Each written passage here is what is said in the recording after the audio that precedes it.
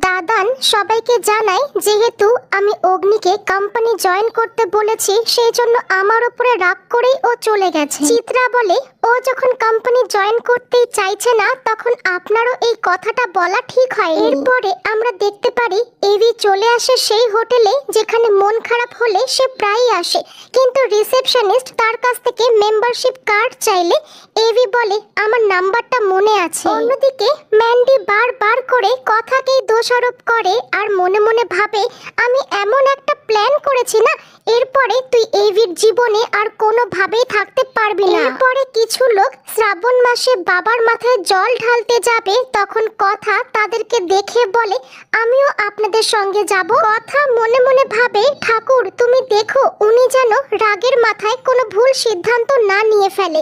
এইদিকে ম্যান্ডি মনে মনে ভাবে সে এভিকে নিজের হাতে কিছু খাবার খাইয়েছে। ম্যান্ডি ভাবে সবাই যত তোকে হেট করবে ততই আমার কাজটা আরো ইজি হয়ে যাবে। অন্যদিকে পুজো শেষ করে কথা যখন হাতের সামনে একটা ফুল পায় তখনই ঠাকুর মশাই বলে তুমি পুণ্যবতী, তুমি নিশ্চয়ই বাবার কাছে এমন কিছু চেয়েছো যার জন্য বাবা জাগ্রত হয়ে গেছে। কথা সেই ফুল নিয়ে রক্তাক্ত পা নিয়ে বাড়িতে ফিরলে সবাই কথাকে একগাদা প্রশ্ন করলে কথার খালি মাথায় এটাই ঘোরে যে ঠাকুর যখন আমাকে কোনো ইঙ্গিত দিয়েছে তখন ঘরে গিয়ে আমি নিশ্চয়ই কিছু না কিছু খুঁজে পাবো। অন্যদিকে চিত্রা ম্যান্ডিকে বলে এভিকে যদি তুমি খুঁজে আনতে পারো তাহলে এভিকে সারা জীবনের জন্য তোমার করে দেওয়ার দায়িত্ব আমার। অন্যদিকে কথা সেই ফুল নিয়ে ফুলের গাছের নিচে এদিক ওদিক খুঁজতে শুরু করে।